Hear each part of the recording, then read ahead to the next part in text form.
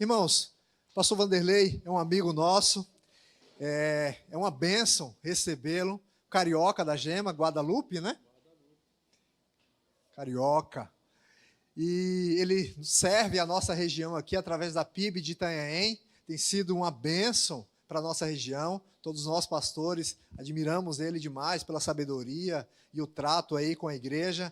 Que o Senhor seja exaltado. Meu amigo, fique à vontade, fique em paz.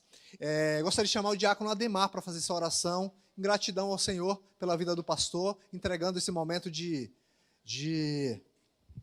exposição da sua palavra.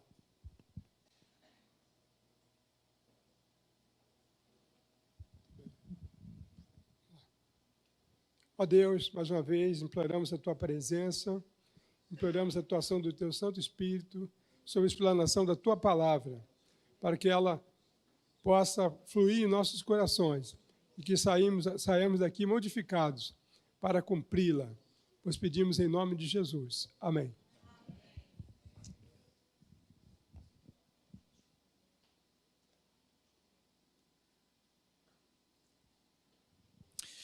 Graça e paz, queridos. Eu quero, antes de tudo, agradecer, né?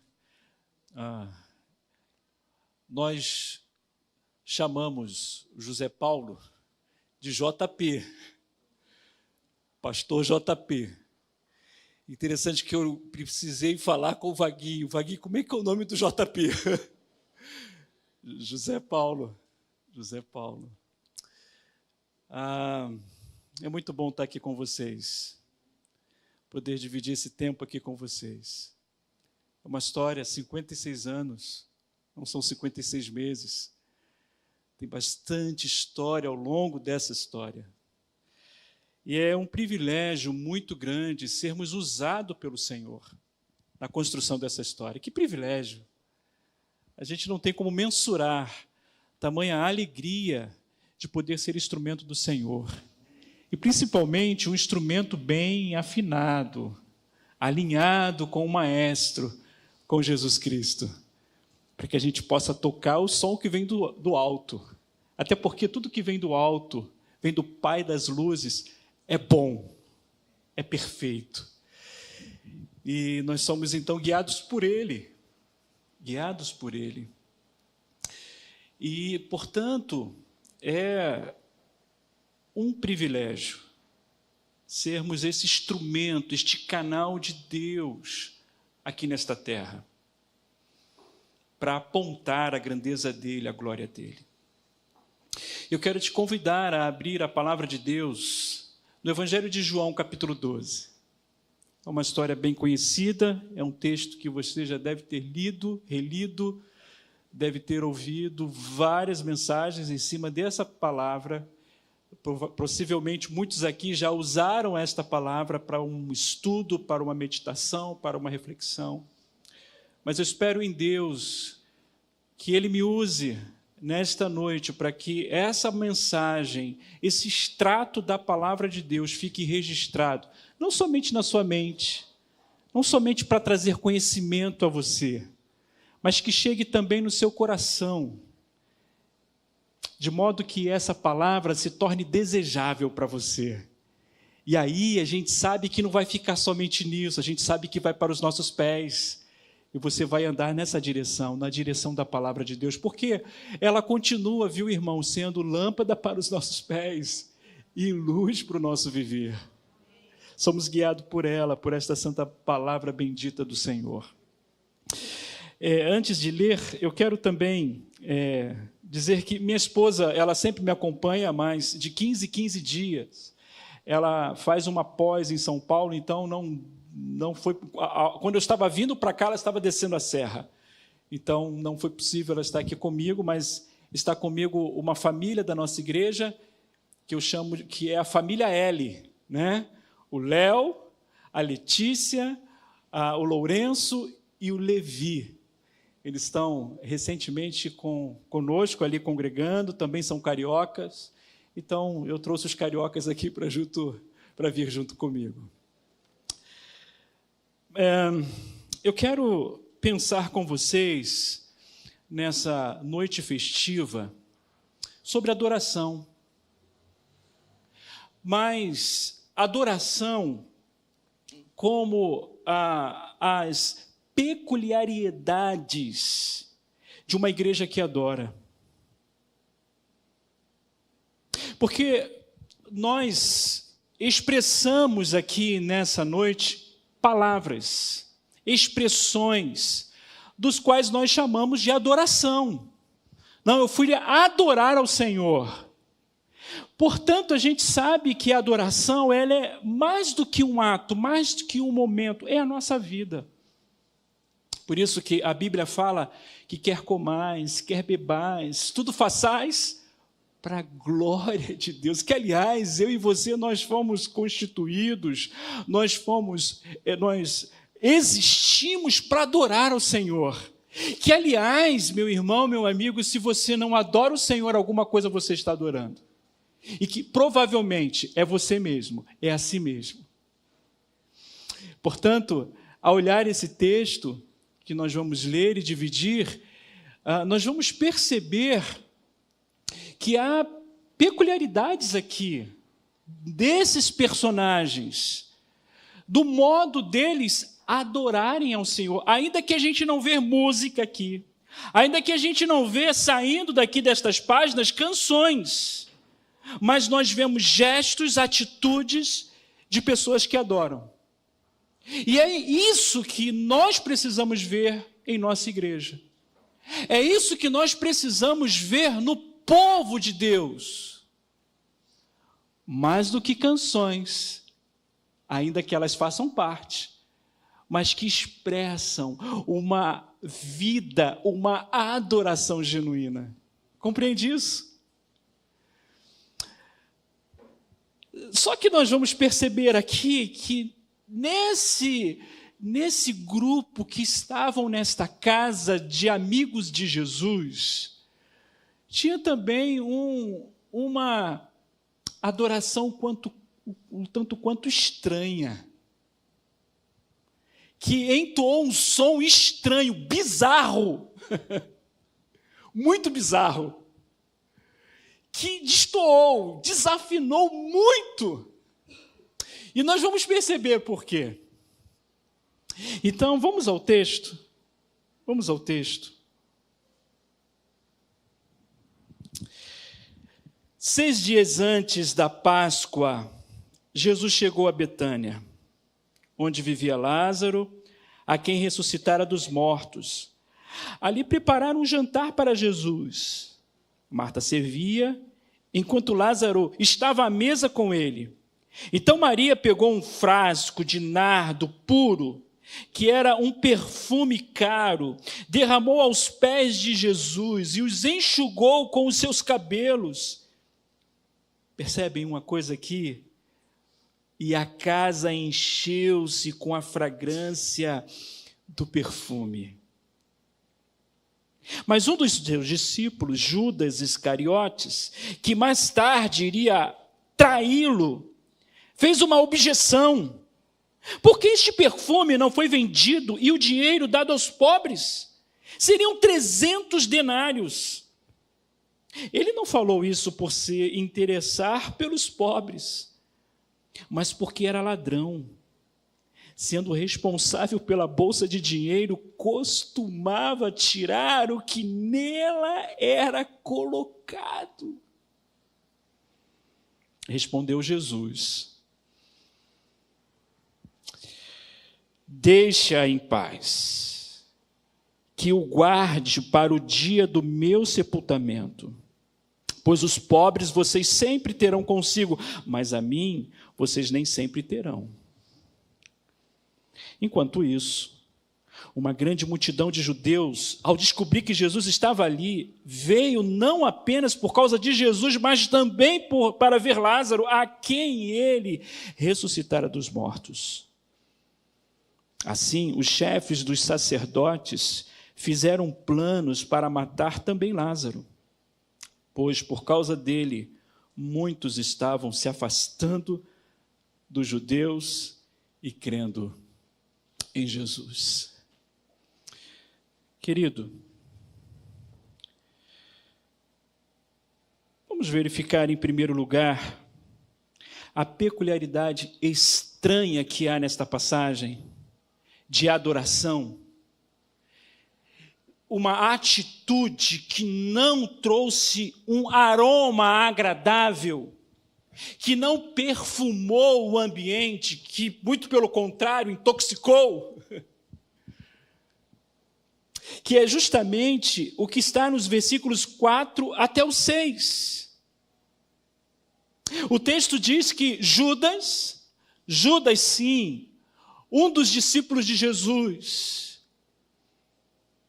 próximo de Jesus, caminhava com Jesus, viu tudo que Jesus fez e deixou de fazer, ouviu os seus ensinos, viu os seus milagres, que não foram poucos, que, aliás, o Evangelho de João registra que tantos foram os milagres, os sinais e maravilhas que Jesus operou, que não existiria, não caberia em biblioteca alguma do mundo. Mas é esse Judas que tem uma atitude estranha, indigna. Ele se incomoda com o que é feito por uma outra pessoa na prestação de uma adoração. Ele não fica admirado, mas ele fica indignado por este gesto. Ele não ficou lamentando, não foi só Judas que teve essa atitude. João registra sendo Judas, mas quando nós vamos ver o texto paralelo a essa narrativa, nós vamos perceber que os demais também tiveram a mesma atitude, tiveram a mesma reação, que, aliás, se nós estivéssemos lá na casa de Lázaro, de Marta e de Maria, nós talvez teríamos a mesma atitude, a mesma indignação. Alto lá! Como assim? O que é que está se fazendo? Por que tamanho desperdício?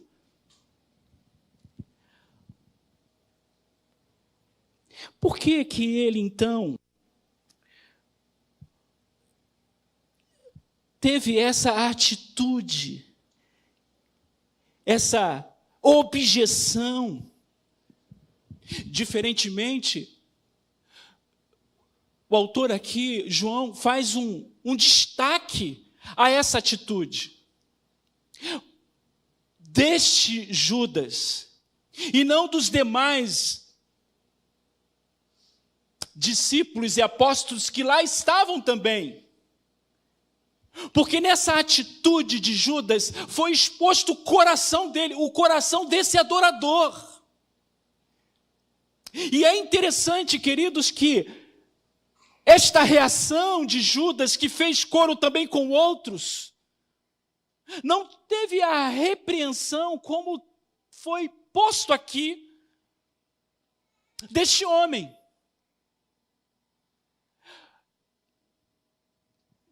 Nós vamos ver isso.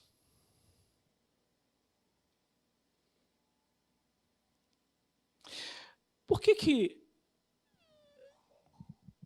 as pessoas não ficam indignadas quando elas são alvos de extravagância como essa?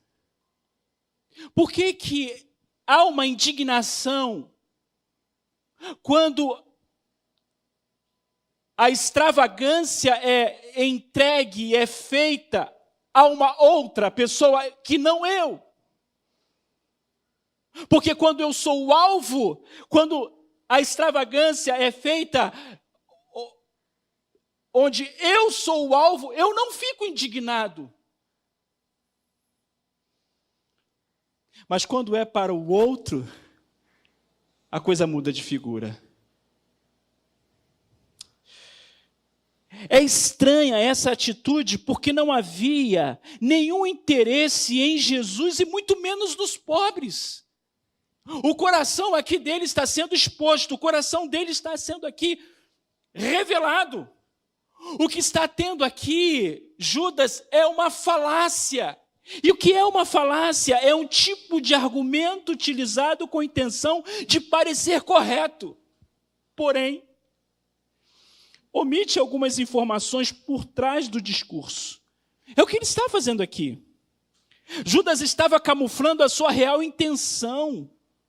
O texto mostra de maneira agora clara que ele era ladrão e costumava se apropriar indevidamente do dinheiro que guardava. E não era algo que, um deslize, não foi um ato falho. Costumava. Era algo corriqueiro. Ele talvez fosse um bom contador. Ele olhou o valor daquele perfume e já fez o seu cálculo matemático. E, por certo, eu estou aqui viajando, me perdoe, do quanto ele poderia meter a mão na cumbuca. O quanto que ele poderia se aproveitar daqueles recursos. Porque isso era próprio dele. Porque isso era o coração de Judas. Ele era ladrão. Forte isso, não? No meio da comunidade de adoradores de Jesus, no meio dos discípulos de Jesus, lá estava um ladrão que quer tomar e chamar a atenção para si, e não da verdadeira adoração, e não o foco, o alvo da verdadeira adoração, que é Jesus de Nazaré. É estranho, porque dá a entender que para Jesus pode ser qualquer valor. É estranho porque é para Jesus. Ele aceita. Ele sabe o nosso esforço. Cara de pau. Mentira. Mentira. Sabe quanto quanto Jesus valia para Judas? Sim, exatamente, 30 moedas de prata. Era o valor de Jesus para Judas. Faça a comparação de Judas para Maria, 300 moedas de prata. 300 dias de trabalho duro.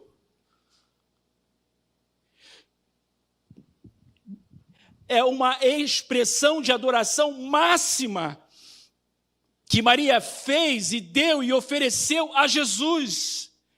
Ao contrário deste que entregou Jesus para os algozes por 30 moedas de prata, do qual nem ele mesmo desfrutou, porque nós sabemos o destino que foi desse pseudo-adorador. Estranho.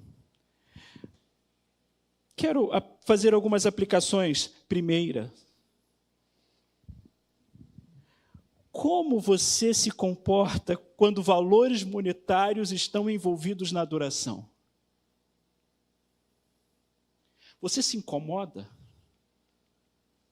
Você é um daqueles que quer ver e checar e analisar, tintim por tintim, moeda por moeda? Não, porque eu sou um homem correto.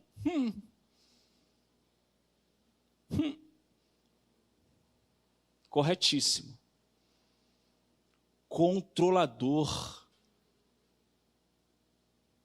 Acha-se o dono do dinheiro, do recurso. Acha que somente ele ou ela é que pode ditar as regras do que pode, do que não pode ser gasto, investido no reino. E geralmente a gente chama esses indivíduos, não, é um homem muito zeloso. Me desculpe, irmão, não é nada de zeloso. É zeloso para consigo. Porque para consigo não faz medidas. Essa é a grande verdade. Eu fico vendo o comportamento de pessoas em nossas comunidades de fé quando questões de valores monetários são levantados em assembleias ou em reuniões. As pessoas, elas ficam transfiguradas. E sabe o que é mais interessante? É que essas pessoas muitas vezes não dão um tostão. Ou quando dão, para poder falar alguma coisa, dão o mínimo. Mas isso não é a realidade daqui, graças a Deus.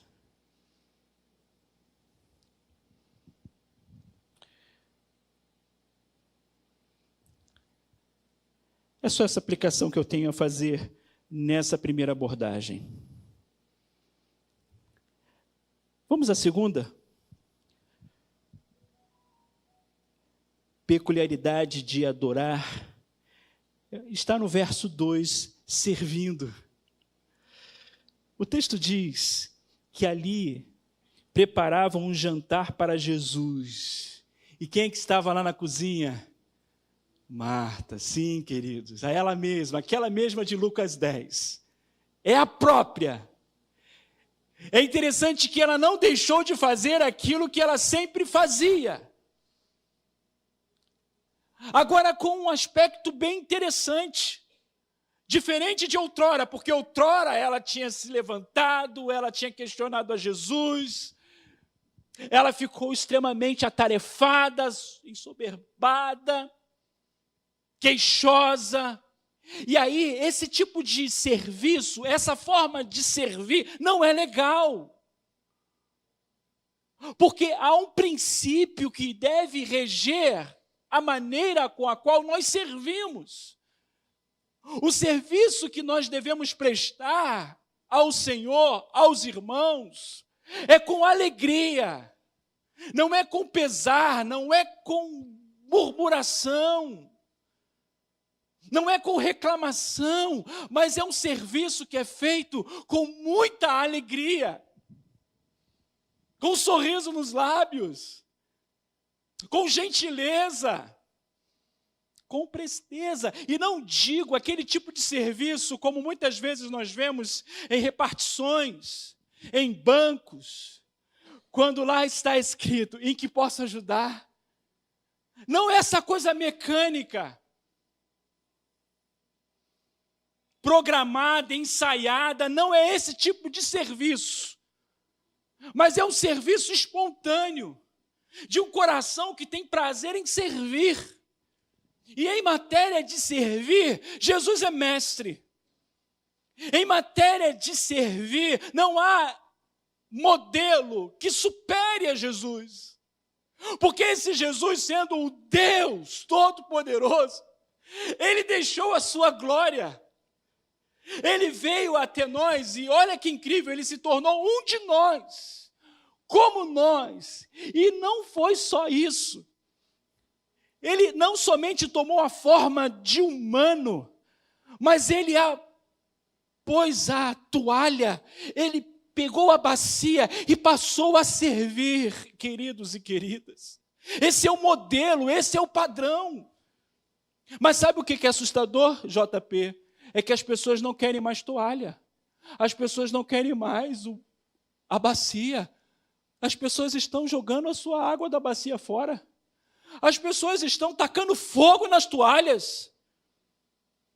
Ou quando elas se dispõem a servir, quando elas pegam a bacia, elas ficam medindo o pé de quem vai servir. Não, esse pé está muito fedido.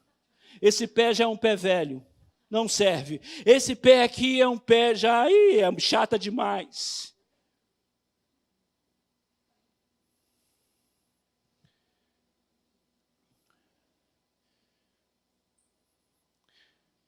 Como nós gostamos que as pessoas nos sirvam. E com boas toalhas. E com aguinha quentinha. Não pode ser fria. Eu estou muito perto aqui? Mas muitas vezes isso não parte da gente. Uma disposição de servir com humildade.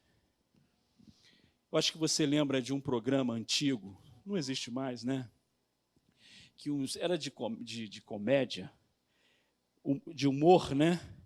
E tinha um camarada, um comediante, um humorista, que ele saía com tamanco, né?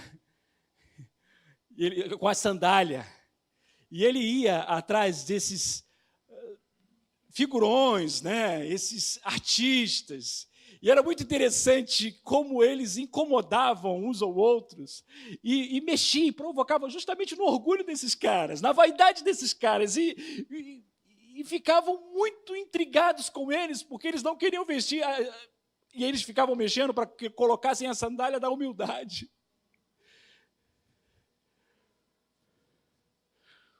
Por vezes nós nos portamos assim também. Eu quero te encorajar que talvez você precise retomar a toalha. Talvez você precise retomar a bacia.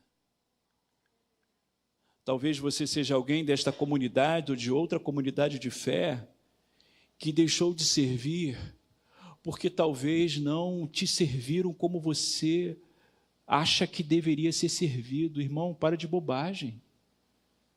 Quem é você na fila do pão? O Senhor Jesus, sendo quem Ele foi, disse que se nós queremos ser o primeiro, nós devemos ir para o último da fila. E não só o último da fila, passe a servir. Ele nos compara com aquele servo mais ralé. É isso que Ele espera de nós, como adoradores. Como é que está o seu serviço? Para o Senhor, que você diz que é para Ele, e para o seu irmão. Está exalando aí um bom perfume, um bom aroma? Ou tapa o nariz, porque está insuportável? Porque a pessoa que não gosta de servir, ela é insuportável. Sim ou não?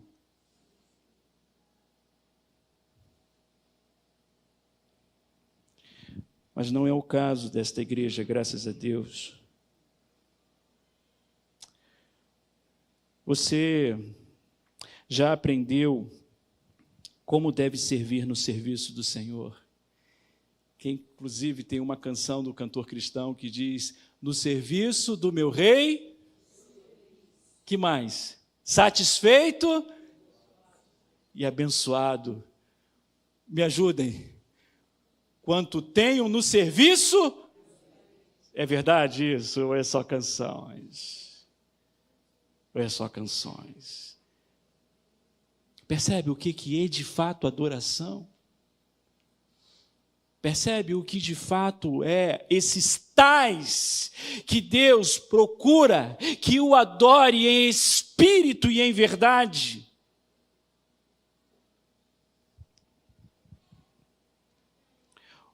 Outra pergunta que eu quero te fazer: você escolhe o serviço que quer fazer ou procura fazer com alegria aquilo que vier às suas mãos para fazer?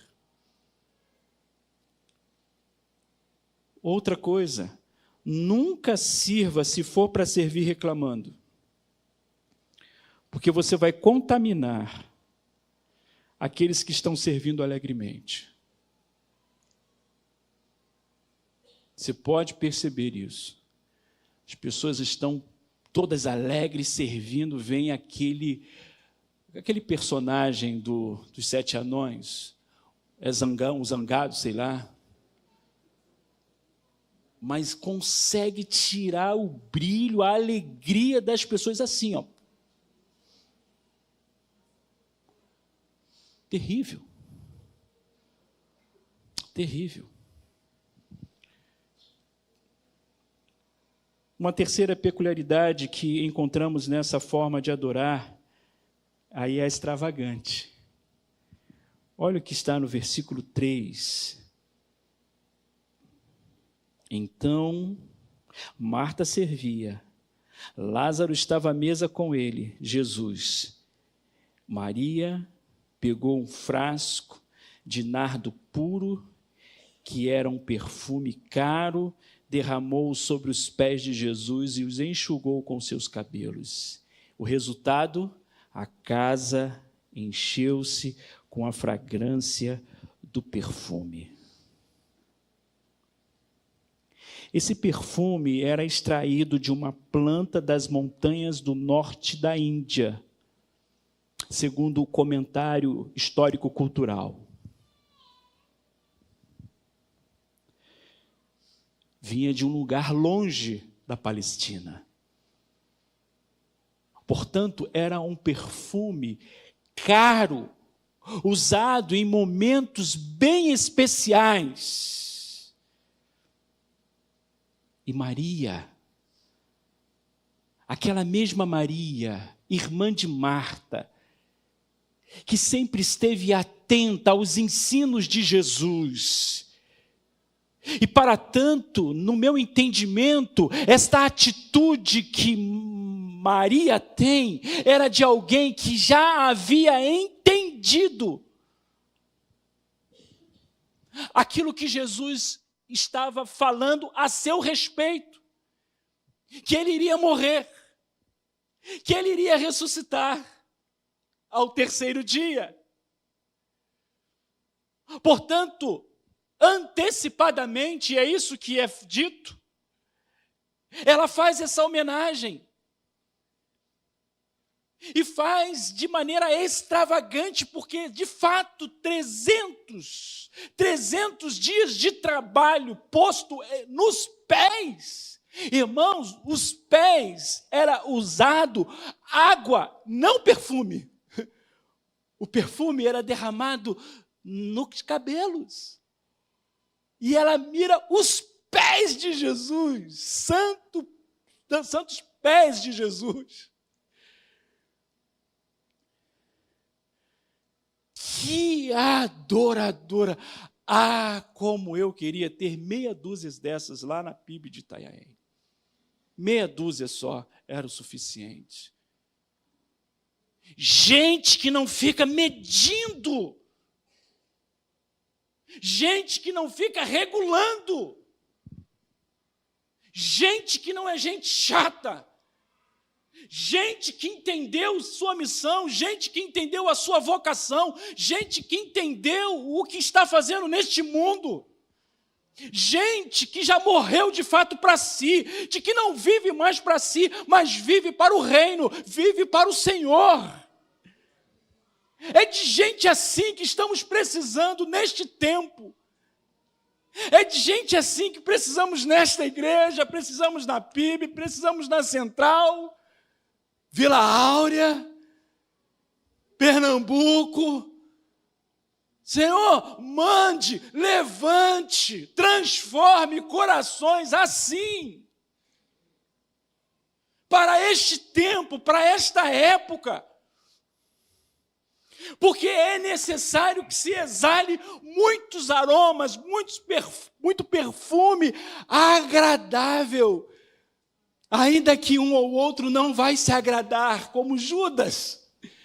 Mas é gente que não está em sintonia. É gente que não tem não tem nada a ver com o reino. É joio. Joio não entende o que trigo faz. Mas que a gente precisa de mulheres como essa, homens como esse, com essa atitude de uma adoração escandalosa. Não é à toa que os demais discípulos acharam ruim o que Maria fez. Mas Jesus, que é o alvo da adoração, aprovou, curtiu, comentou inclusive. Que, aliás, nesse tempo de likes, onde a pessoa fica magoadíssima, quando a sua postagem não é comentada, não é curtida. Meu irmão, você está nessa ainda? Você está nessa? Diz, você está nessa, né? Você fica chateadinho. Meu irmão, eu estou preocupado se Deus está curtindo ou não aquilo que eu estou fazendo ou deixando de fazer. Essa deve ser a nossa preocupação. Hoje, amanhã, todos os dias. Porque a gente vive por Ele, para Ele. São todas as coisas. Sabe o que você tem lá na poupança? O que você ganhou em tantos anos de trabalho? Meu irmão, é dele. É dele. Recentemente eu tive com o pastor Valdeir Contaifer, missionário na Tailândia. E ele estava me dizendo como é que ele foi para a Tailândia. Ele não foi pela nossa junta, porque a nossa junta não tinha, na época, prioridade com Tailândia, e sim Vietnã, Laos. Mas ele tinha um projeto e ele queria ir para a Tailândia. Ele vendeu todos os bens dele aqui, no Rio de Janeiro. Esse missionário que eu estou falando, ele plantou uma igreja no Vale do Amanhecer, lá em Brasília, próximo de Brasília. Lugar tenso, irmãos. Lugar tenso. Ele plantou uma igreja no lugar que não existia igreja. Enfim, ele estava contando. Vendeu o apartamento, vendeu o carro. Ele só ficou com uma casinha em Marataízes, Espírito Santo. E ele estava falando comigo que invadiram a casa dele. E ele está indo, ele vai lá, ainda antes de voltar para a Tailândia, para ver se consegue reaver essa única casa que ele estava pensando na aposentadoria dele, morar lá. Mas você pensa que ele estava triste com isso? Você pensa que ele estava aborrecido com isso? Ele falou, Vanderlei, tudo é de Deus. Sabe qual é o nosso problema? Que a gente gosta de fazer extravagância com a gente, irmãos. A gente parece uma centopeia. A gente olha para o nosso armário e a gente vê um monte de calçado e a gente fala assim, não tenho calçado. Não é assim que nós somos? Aí, de fato, não tem para obra missionária. Aí, de fato, não tem para a expansão do templo. Porque, vez por outra, me perdoe, a gente está agindo igual Judas. A gente está ainda nessa contabilidade terrena. A gente não orou pedindo, Senhor, nesse pão que não é meu, é o Senhor que deu e que é nosso, venha o teu reino e seja feita a tua vontade assim na terra como nos céus. Não é o inverso, irmão e irmã. O padrão é a eternidade, o padrão é o céu. E quando nós conseguimos conectar isso, a gente começa a vivenciar a boa, agradável e perfeita vontade de Deus. Aqui está uma mulher, Maria, que não abriu a boca, mas fez um gesto, que esse gesto, o Senhor Jesus disse, que em todos os lugares que falariam dele, estariam falando dela, e nós estamos aqui falando de Maria, irmã de Lázaro.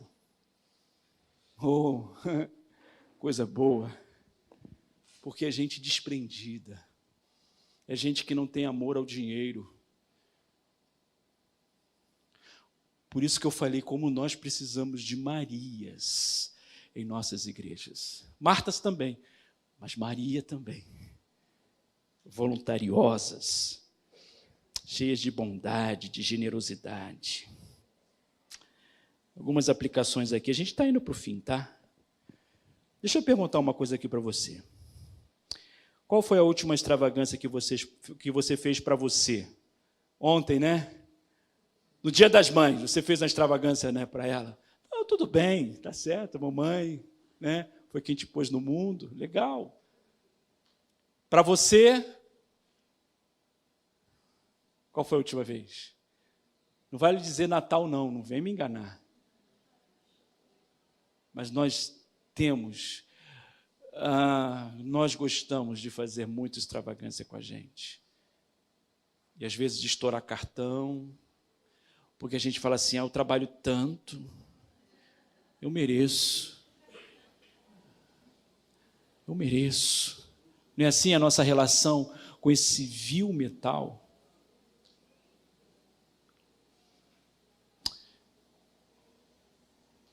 O que você tem feito de modo que fique marcado para gerações futuras a maneira que você tem adorado a Jesus?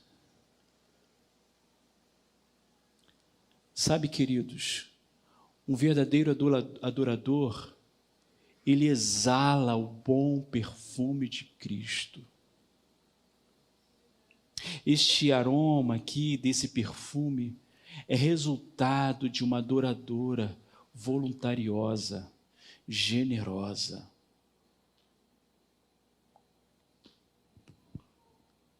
Você tem sido generoso? Você tem sido generosa? Na sua adoração, isso faz parte?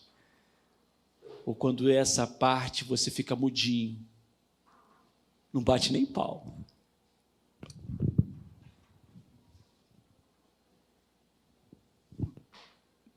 Bota a mão na carteira. Que Deus nos ajude. A última peculiaridade que encontramos no texto é o testemunho. É impressionante que não conhecemos a voz de Lázaro em nenhum momento da sua existência aqui. Por certo, ele estava falando com Jesus, mas não se fala o que ele estava falando com Jesus. Mas é interessante que, primeiro, o que Jesus fez com esse homem. Irmão, Jesus tirou esse homem da morte, ele estava enterrado. Está no capítulo anterior, capítulo 11, último milagre registrado por João.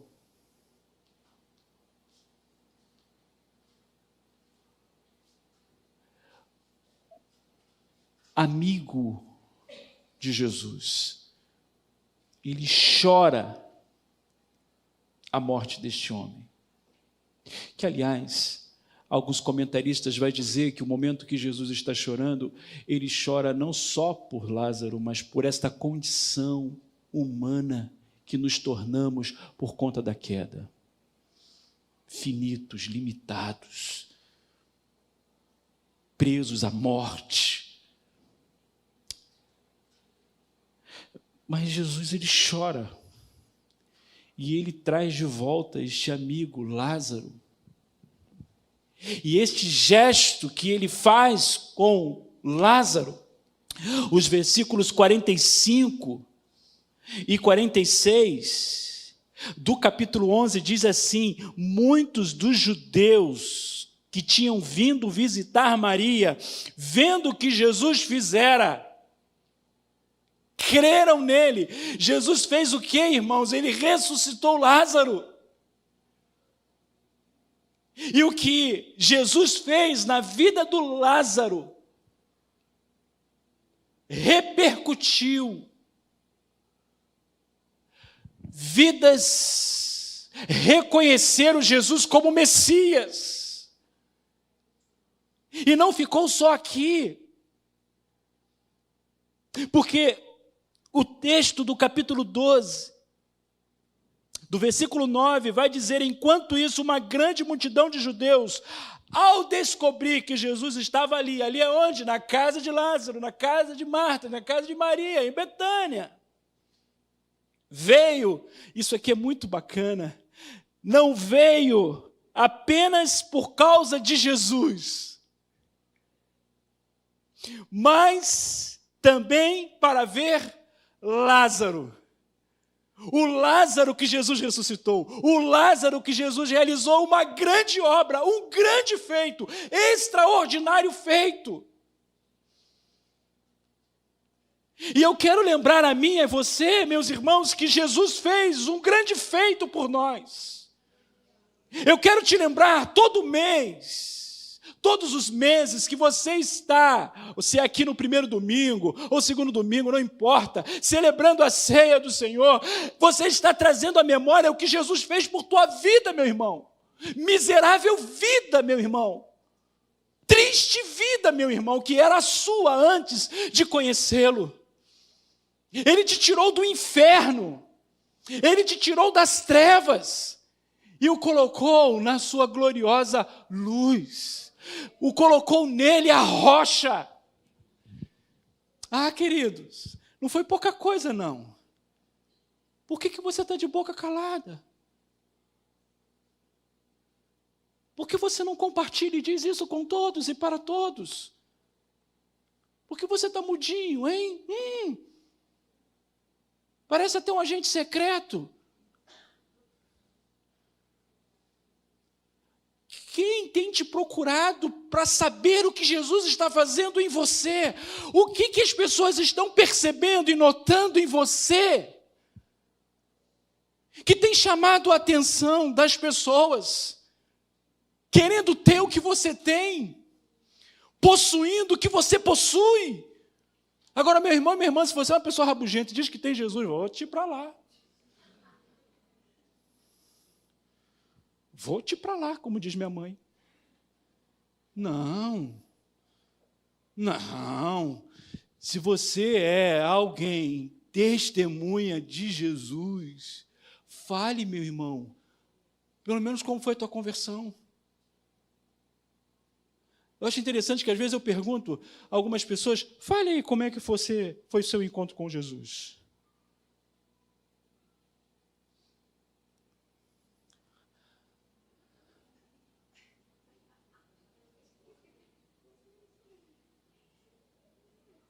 Jesus?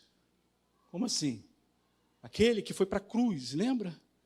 Que derramou o sangue por você. Quando foi que você se apercebeu disso? Quando é que ele foi ao seu encontro? Quando é que ele te tirou da morte? Fala para mim. Não sabe. E se não sabe, não tem o que dizer, não tem o que falar. Você está entendendo, irmãos? Você está compreendendo o que é ser um adorador? Deixa eu te perguntar aqui uma coisa bem assim, direta. Quantos que estão aqui estão por sua causa?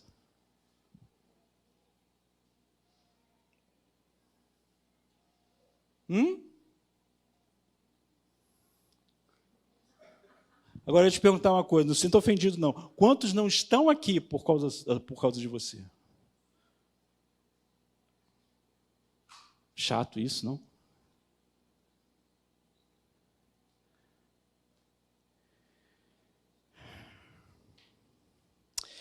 Deixa eu dizer uma coisa para a gente terminar aqui, irmãos. O texto diz assim, olha.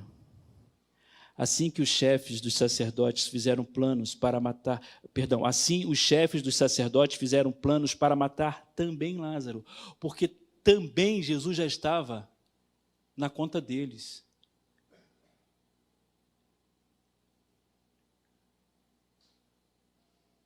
Aqueles que não ficaram contentes com a ressurreição de Lázaro foram para Jerusalém dedurar Jesus. E sabe o que é triste? Que quem entregou Jesus foi um dos discípulos de Jesus.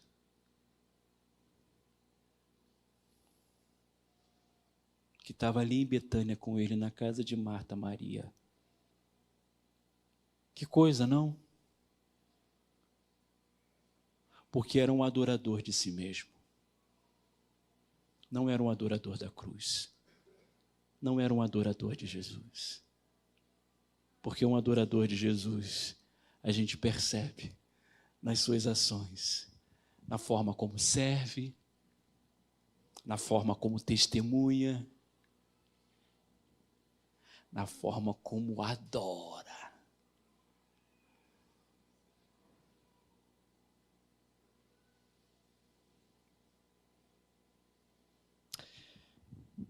Você lembra do dia que Jesus te ressuscitou? Por causa do que Cristo está fazendo com você e em você, quantos já foram alcançados por meio da sua vida? Por causa de Jesus, pessoas vão deixar de andar com você.